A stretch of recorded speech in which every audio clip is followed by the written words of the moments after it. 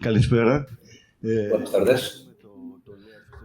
Gracias al Festival Lea por esta charla de hoy y, por supuesto, a Aristóteles Cervantes por ofrecernos este espacio tan bonito. Estamos aquí para hablar sobre las identidades y la literatura.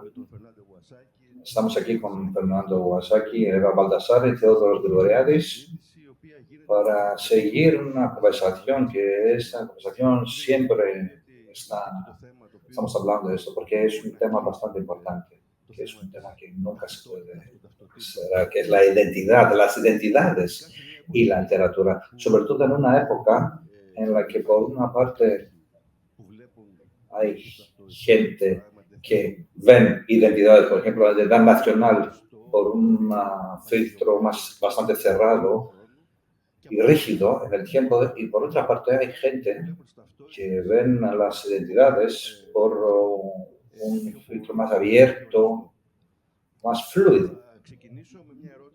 Quisiera empezar con una pregunta a todos los autores, para empezar, y luego vamos a entrar en una charla. Espero que entre ellos. Voy a empezar con Eva Baldassarre. Hay dos libros de Eva Baldassarre en griego, el Permafrost de Boulder, por la editorial Patakis, traducidos por Eliade Sofos.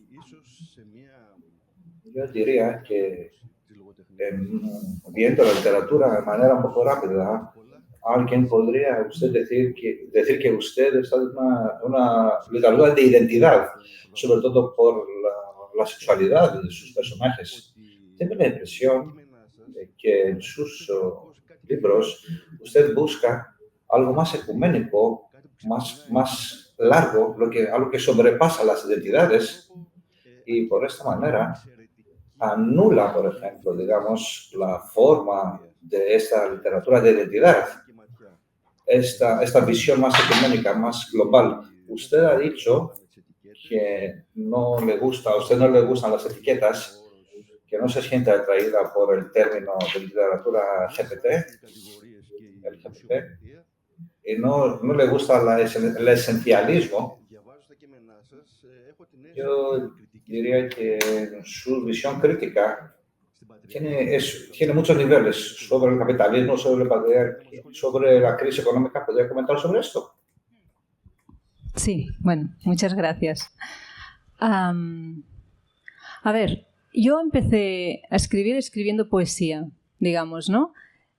Está muy ligado al tema de la identidad propia. Y en el momento en que hice el paso, de alguna forma, a escribir narrativa, lo único que me movía era descubrir voces a través de la literatura que me permitieran conocer a un personaje que hubiera allí atrás. Tras escribir el tríptico, de lo que me di cuenta era de que había acabado conociendo a 3 personajes femeninos, 3 mujeres, y que estas mujeres, de alguna forma, cada libro era un retrato de quiénes eran ellas, ¿no? Yo veo los retratos muy literarios de forma muy parecida a cómo es un retrato en un cuadro. Es decir, tú vas a un museo y ves un cuadro de una mujer pues mirando por la ventana, ¿no? Y esta mujer está enmarcada y tiene un fondo. Entonces, cada espectador puede hacer su propia interpretación acerca de quién es esa mujer, ¿no? Puede ser una mujer, alguien puede pensar, esta mujer está embarazada y está aquí esperando llegar a su futuro hijo. O esta mujer podría ser una mujer que está esperando que llegue su marido de la guerra o de donde sea. O está pensando en suicidarse, yo qué sé. Aquí cada lector hace su propia interpretación, pero el fondo es el mismo. Entonces, me di cuenta de que cada uno de mis libros no dejaba de ser un retrato que era igual para todo el mundo, pero que cada lector hacía su propia interpretación en base a su propia identidad. Pero aquí hay algo muy bonito para mí, que es que son libros contemporáneos, que no tienen pasado, no hay futuro, ¿no? Son cenitales. Hay un personaje de hoy y de la hora. Y que ese fondo es un fondo compartido.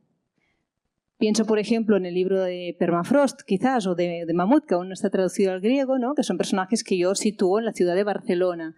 O, por ejemplo, en el último libro que publiqué también, un personaje que está en Barcelona, una gran ciudad como podría ser Atenas.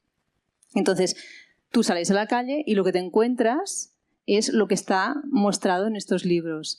Para mí lo bonito es no solo explorar la identidad de los personajes, que lo hago, y lo hago mucho, y sobre todo a través del cuerpo, de la sexualidad, como bien decía, o también a través de cómo se relacionan con el otro, sobre todo a través del cuerpo, porque las tres son personajes que tienen serios problemas de comunicación con el otro, sino que lo que a mí me interesa, y es algo que descubro muchísimo hablando con los lectores, allí en mi país funcionan muy bien los clubs de lectura, es de qué forma esos personajes interpelan al lector y de qué forma en algunos pasajes ponen palabras a murmullos o a arrullos que había dentro del lector, a sensaciones, a incomodidades que estaban ahí dentro, que son identitarias, que son sociales, y que de alguna forma hay esa identificación, ¿no? Y es curioso porque a veces son personajes que, al menos en el tríptico, las tres son mujeres, las tres se definen como mujeres lesbianas, ¿no?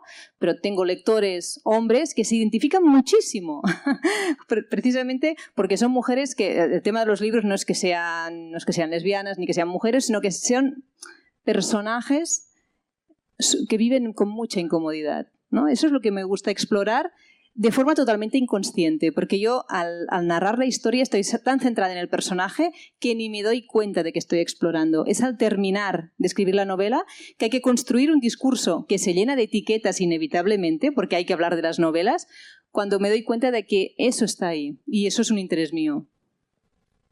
Gracias. Fernando, sé que en griego tiene su libro Ajuar Funerario por la editorial Periquímono, traducido por Nancy Aguilí. Fernando nació en Perú y vive en España. Sus raíces son de Ecuador, de Japón, quizás de otros lugares. No sé si él mismo sabe por dónde viene su propia familia. Alguien podría preguntarle con quién por esas identidades nacionales se siente más cómodo o más cercano. Él mismo ya ha dado la respuesta. Él ha dicho que no se siente, no le importa tanto una identidad sola. Vi una discusión, una charla con Javi Villoro sobre el libro Kimono Flamenco, donde Fernando decía que la identidad no es una cosa solo, es algo que se puede, más plástico, que siempre se vuelve más grande. Leí un comentario sobre su trabajo y te llamo como libertino identitario en comparación con el dogmatismo. Usted ha dicho que usted se siente como un habitante de las fronteras. ¿Cómo esas múltiples identidades nacionales, cómo los siente en sí mismo y cómo lo traduce eso en libros? Muy buenas tardes otra vez y mil gracias a todos los organizadores del Festival Lea. Hace un momento escuchábamos a Brenda Navarro hablar de ternura, hablar de amor, hablar de cuidados. Y parece que cuando hablamos de identidad cambiamos de vocabulario y entonces hay que hablar de fronteras o de programas o de culturas. Yo no sé si esto es algo que podemos introducirlo incluso en las familias. Y por eso rescato las palabras de Brenda hace un momento, o la misma conversación que tuvieron Eva y Brenda a primera hora de la tarde. Cuando pienso en la identidad, creo que esa es una palabra que se ha impregnado de demasiada política, demasiada ideología, demasiada maleza académica y que verdaderamente los seres humanos somos mucho más transgresores de esas ortodoxias y de esos dogmas. La identidad puede ser la llave de la casa, pero para mí es una casa sin llave. Y creo que eso es importante porque en mi caso tengo la fortuna de sentirme de varios lugares. Puedo sentirme latinoamericano en Europa y europeo en América Latina. Puedo sentirme peruano en España y español en el Perú. Puedo sentirme occidental en Oriente y como tengo un apellido japonés, pues, a veces soy un poco oriental en Occidente.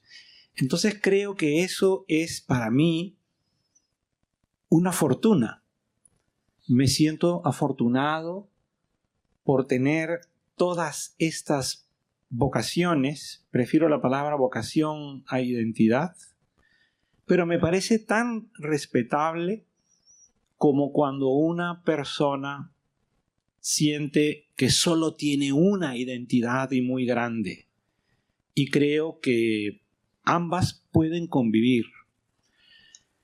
Como tuve un abuelo japonés y una abuela ecuatoriana y una abuela quechua hablante y una familia que eran inmigrantes italianos y mi esposa es sevillana y mis hijos han nacido en Sevilla y tengo un yerno alemán y por lo tanto un nieto que también es un mutante, creo que soy el menos indicado para hablar de purezas, soy el menos indicado para presumir de una identidad, solo puedo presumir de mi lengua, que creo que es una lengua hospitalaria, porque desde el español dialogamos con muchísimas lenguas, no solamente dentro del Estado español, sino en cada país latinoamericano.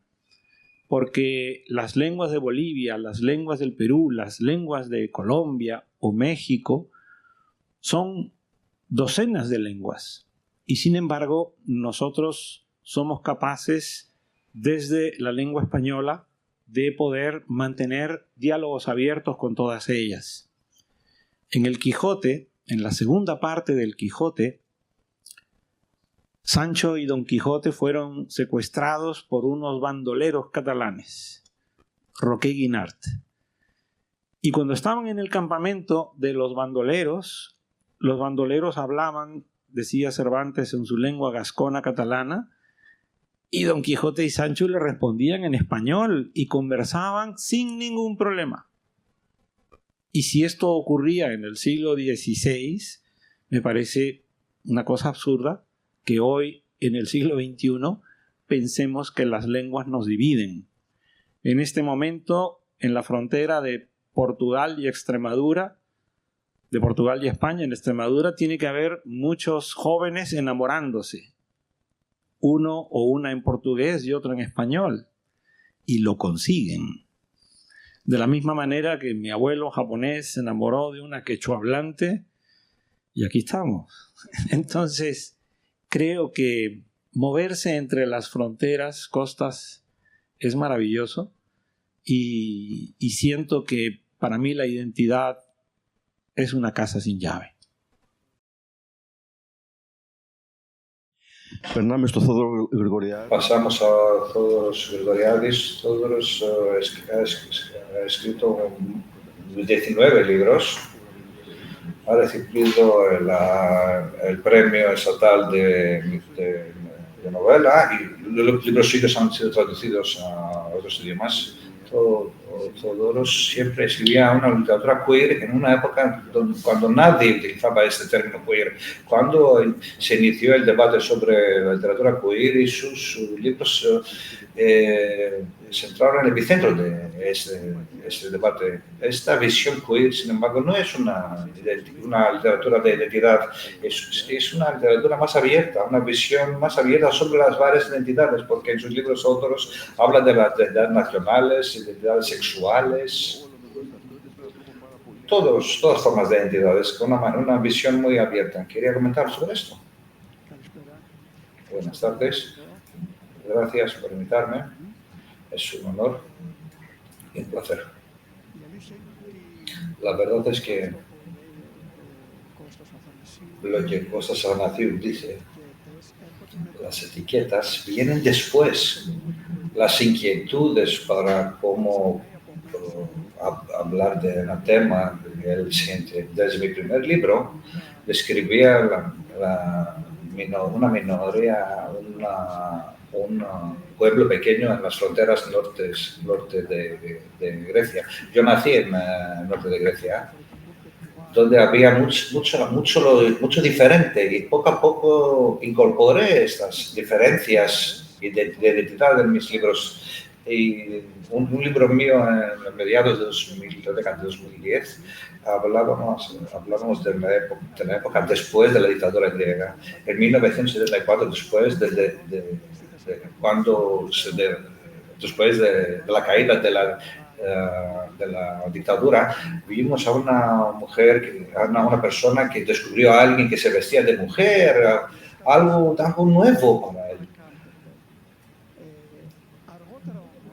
Más tarde, eso pasó en 2000, después de 20 años, en 2020, mi libro con la relación de los personajes que tenían relaciones gay, y sobre todo el personaje principal empieza por una persona marginada y al final llega a ser una drag queen en Nueva York, donde empieza a contar su vida, cómo llegó allí. Es una representación de su propia vida. Todo este libro subió a otro nivel.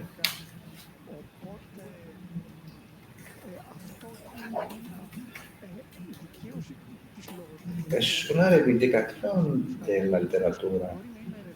Los libros con sus caracteres pueden ser fluidos y tener una identidad diferente más allá de lo que como caracterizamos a los personajes. Eso pasó en uno de mis libros, se llama Partali, mi libro. Después de tantos años, 20 y pico años, en mi último libro, Helsinki, hablo de relaciones gay. Tenemos un gay griego que está como una migrante de Kurdistán. Por supuesto, hablamos de la migración, del desarraigo aquí en Grecia.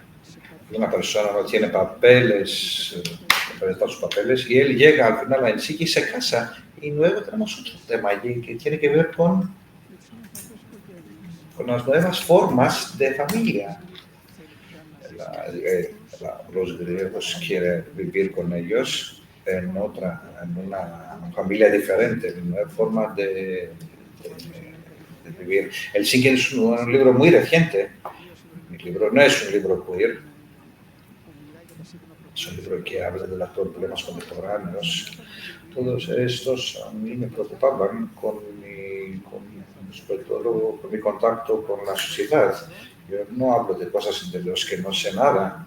Yo nací en un pequeño pueblo, yo trabajé de profesor en unos pueblos muy remotos en Grecia y en uno de los barrios más difíciles de Atenas. Yo trabajé en el campo con mi familia cuando era niño. Entonces me considero una persona social y abierto, y eso me ayudó mucho a representar formas de cómo socializarse. No sé si lo que quería decir.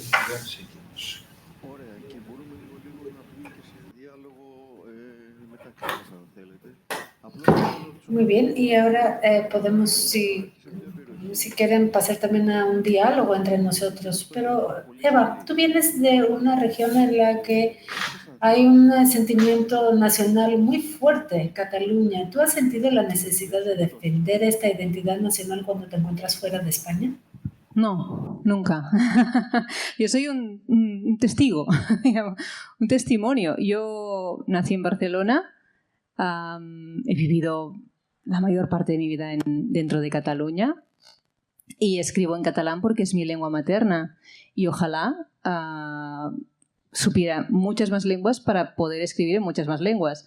Hablo más o menos el castellano, lo entiendo, lo hablo, pero por ejemplo yo no puedo escribir en castellano, no tengo eso que me falta de lo que es haber nacido conociendo, bueno, escuchando, ¿no? Una lengua, que ojo que hay gente que es capaz de hacerlo, aprenden otro idioma y se pueden expresar, pero mi narrativa nace de un lugar que está conectado con lo que es la lengua materna. Entonces yo soy una embajadora, yo llevo el catalán a donde sea, llevo toda una constelación detrás de autores que son catalanes, que son también españoles, o escriben en castellano o en español, y que están vivos, que están muertos, y ahí vamos, simplemente eso. Gracias. Fernando, existe en España... Fernando, tú vives en España desde hace muchos años, pero lo que se ve es que ahora mismo en Europa y en Estados Unidos también están emergiendo corrientes que cuestionan el derecho de las personas que no han nacido en Europa o que no han nacido en Estados Unidos de vivir ahí, incluso si llevan años viviendo en Europa o en los Estados Unidos.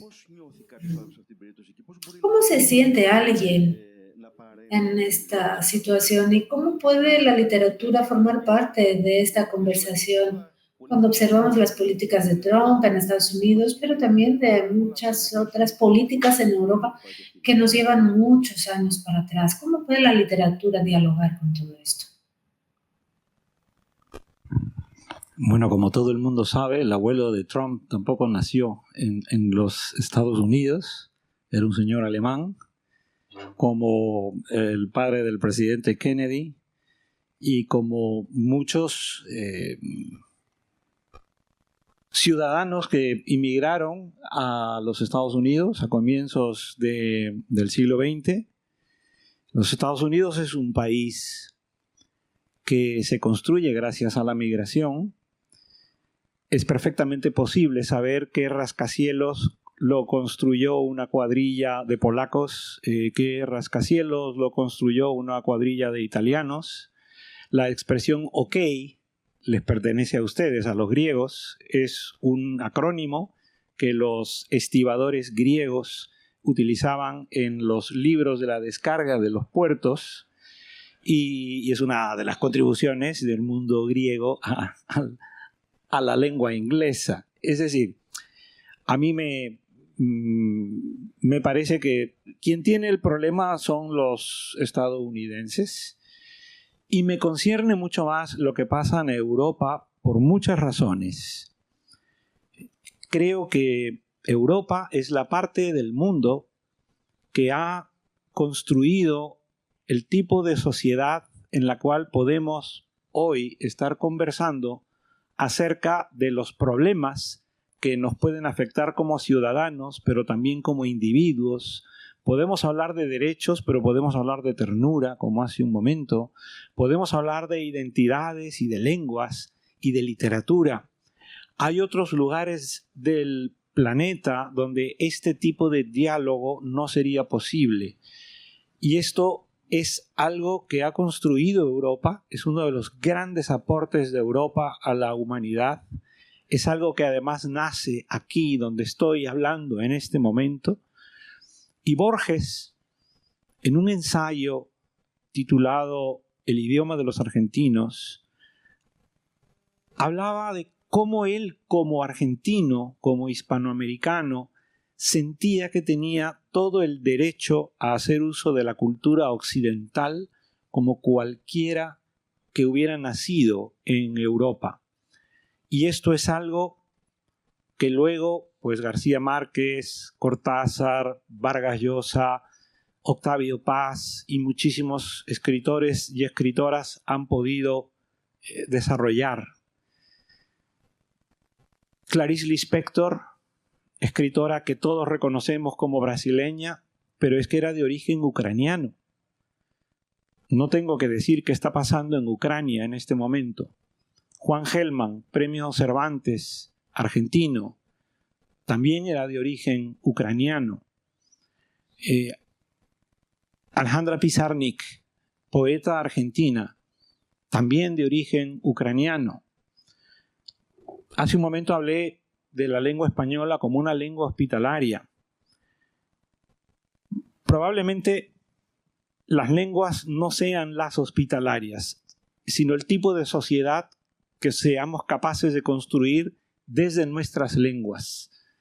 Y desde ese punto de vista yo reivindico lo que representa Europa.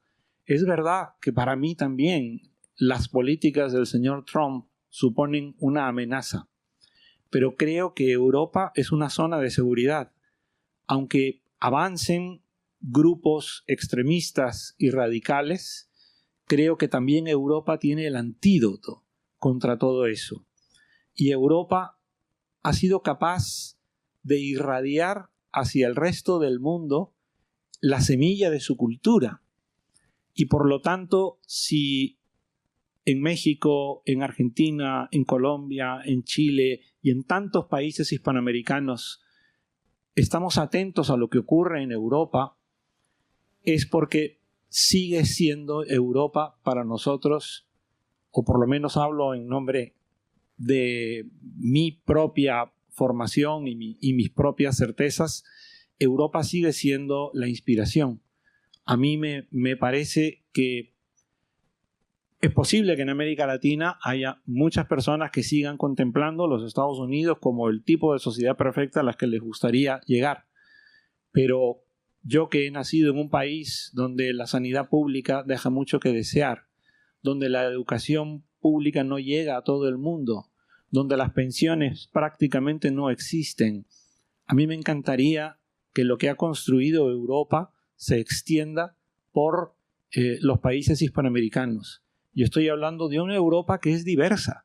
Estoy hablando de una Europa donde hay zonas más ricas que otras, donde hay muchas lenguas, donde hay diferentes sensibilidades. Pero es que toda esa Europa es la que también nos representa. Me gustaría terminar, si el tiempo me lo permite, con algo que probablemente a Eva le guste. Los dos héroes más grandes que tenemos, chilenos y peruanos, se enfrentaron en una guerra.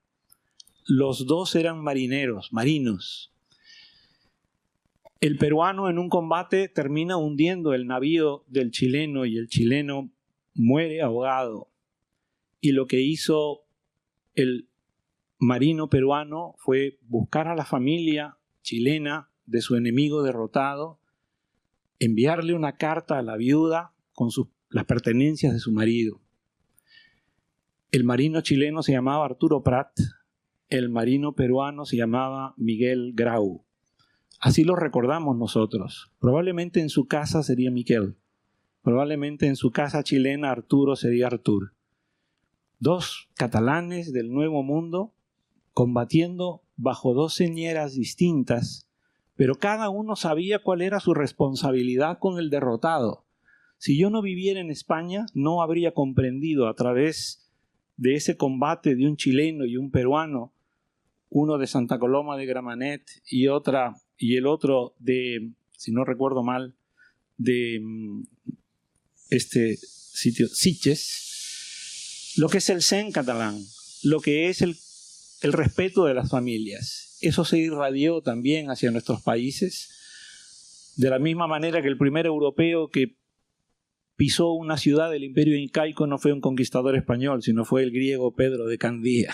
Entonces, yo siento que bendita mezcla y bendita influencia de la Europa diversa. Για να συνεχίσουμε όμως από εκεί που το έπιασε ο Φερνάντο, το θέμα της Ευρώπης, Θόδωρε, ζεις σε μια ευρωπαϊκή χώρα. Bueno, para seguir el hilo de lo que dijo Fernando en cuanto a Europa, tú vives en Atenas y en Grecia, un país que tiene muy fuerte el rasgo del nacionalismo. la literatura que tú escribes ha sido muy atacada por los patriotas, por varias representaciones que se encuentran en ella. ¿Cómo es para un autor escribir en contra de algunas opiniones muy arraigadas de su propia patria en cuanto a ciertas identidades? Todo eso empieza en el momento que empiezas a escribir. Hace 30 o 40 años, si uno vivía en una zona rural y decías que tú vives en Atenas y escribes libros, te preguntarían, ¿pero qué es lo que es un autor? ¿Qué hace? No era algo muy aceptado en aquel entonces. Había autores que estaban más cercanos al poder, pero tengo la impresión de que en Grecia el escribir crea una cierta inquietud, sobre todo entre los gobiernos más conservadores y la gente más conservadora. En mis libros hay, por ejemplo, me preguntan por qué hay un amante turco, por qué no se representa el dogma cristiano como debería, por qué transmito creencias paganas al día de hoy. Pero lo cierto es que todo eso es fruto de mi observación de varios lugares en Grecia. Muy pocas cosas son fruto de mi imaginación. Y creo que cuando un autor escribe cosas que son molestas, encontrará obstáculos delante suyo.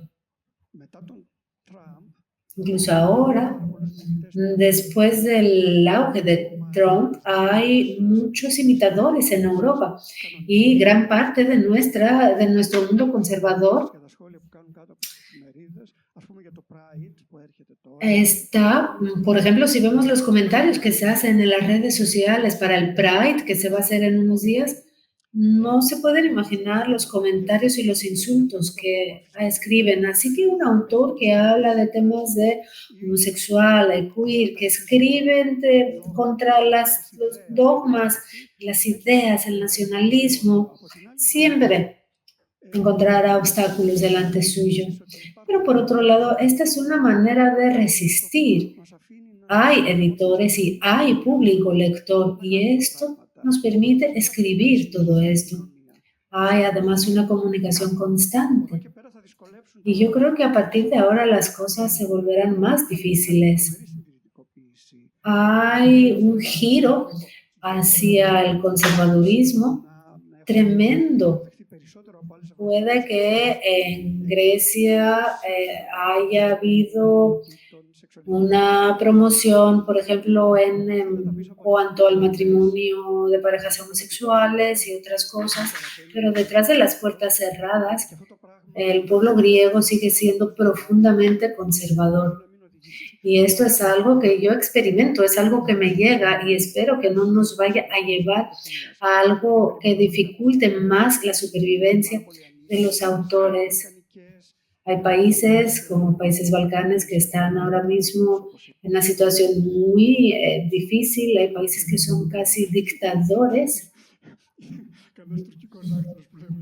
Y espero que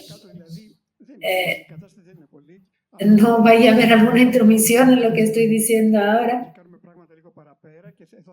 Pero sí, no sé, espero que todo eso no nos afecte a los que escribimos sobre temas que salen de lo más establecido.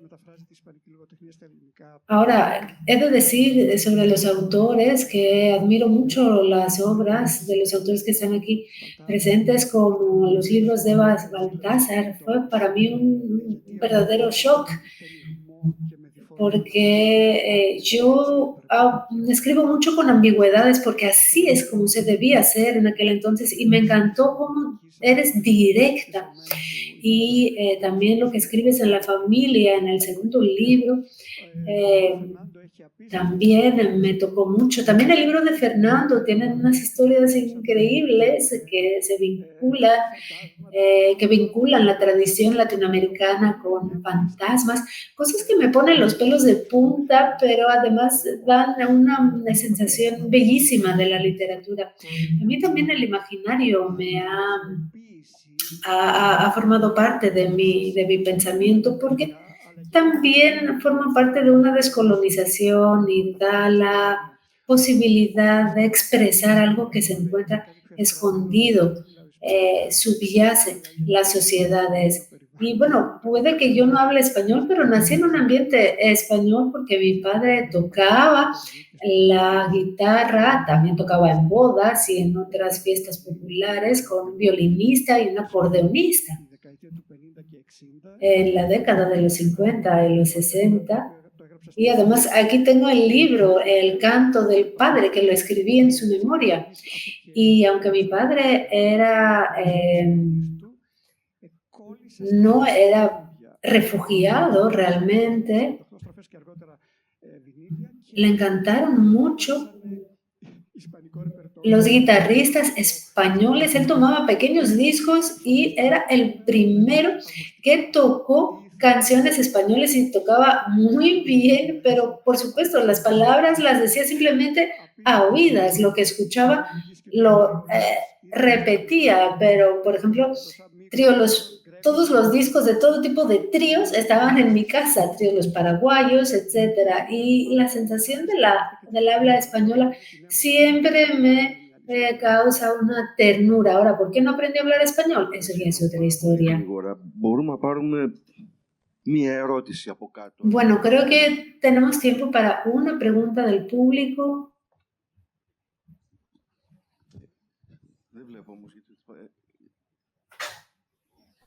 Κωνσταντίνε, θες κάτι εσύ ή όχι? Ναι, δεν κατάλαβα. Κωνσταντίνος, ¿quieres algo? Γεια σας. Εύα, δεν έχω διαβάσει το βιβλίο σου, αλλά... Eva, no he leído tu libro, pero ya lo he comprado. Lo voy a leer cuanto antes. Quizás para esta conversación debamos dar un sentido, una descripción al sentido de la identidad, quizás el conjunto de características y de creencias o de la identidad de género de un individuo. Hay muchas identidades diferentes, pero la identidad como sustantivo es como la mayoría de los sustantivos, puede ser también en plural. Creo que la literatura no ha de dar respuestas. Si quieres dar respuestas, escribe un ensayo. La literatura ha de servir más como un espejo.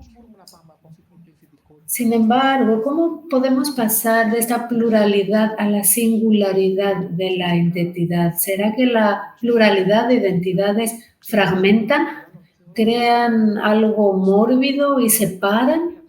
Creo que en el trasfondo de la obra hay una identidad, el ser humano en pleno, y que realmente los seres humanos no tenemos nada que nos divida. ¿Puede la literatura dar una dirección nueva en esta pregunta? Y esta es una pregunta para todos. Ωραία, και με αυτό να κάνουμε και ένα τελικό κλείσιμο απαντώντας αυτήν την ερώτηση. Y con esto podemos dar cierre también porque ya nos estamos quedando cortos de tiempo. Pero sí, que todos contesten. Gracias. Yo creo que sobre todo lo que puede hacer la literatura es dar espacios para pensar. Lo que me encanta de la literatura, cuando no es leída en voz alta, ¿no? Que ocurre muy poquito y a mí me encanta, pero cuando una lectura es un momento de estar con uno mismo, ¿no? Y la reflexión que provoca o que puede provocar lo que es la lectura, lo que te permite es al final conocerte a ti mismo o brindarte mundos posibles donde llegar a conocerte de alguna forma o inquietarte o lo que intento yo, que yo lo que intento es mediante la escritura, porque para mí es un ejercicio muy íntimo, es hacer un viaje hacia el propio inconsciente y buscar ahí qué hay de reprimido, cuáles son los monstruos y sacarlos mediante la escritura, que es algo creativo, sacarlos a pasear, ¿no? Entonces, lo que a mí me permite como escritora, también me lo permite la literatura como lectora, que es ir a bucear en el inconsciente, que es individual, pero que también es colectivo, porque está ahí todo mezclado, y llegar a conocer algo, llegar a problematizar algo, para mí es eso, es ese espacio donde crear algo nuevo. Fernando. A mí me gustaría pensar en esas identidades añadiéndole la palabra universal. Siento que puede haber una identidad universal y eso está en lo humano. Hablaba hace un momento Teodoro de su padre. Y yo cuando escucho hablar de un padre me acuerdo del mío. En el Perú este domingo va a ser el Día del Padre. Y un periódico me pidió que por favor escribiera en 150 palabras algo sobre un padre de la literatura que me interesara. Y para mí, los grandes padres de la literatura están en los poemas homéricos. Cuando yo era adolescente, pensaba que el momento más memorable de la Ilíada ocurría cuando Héctor y Aquiles lucharon. Pero yo tenía 16 años.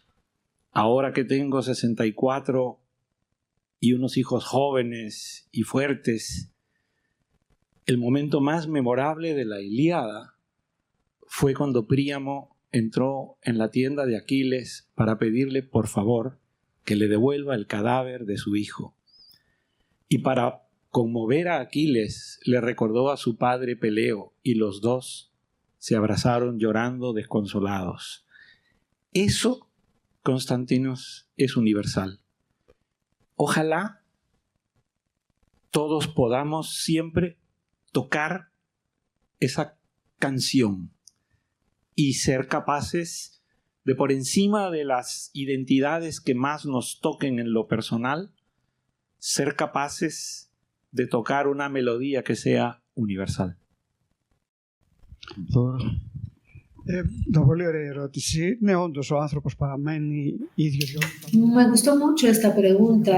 Sí, el ser humano siempre tiene los mismos elementos básicos, la muerte, el amor, el nacimiento, pero cada uno de nosotros tiene el derecho de desarrollar todos sus aspectos diferentes y mediante estas diferencias seguimos reflejando este universo caótico pero muy bien conformado.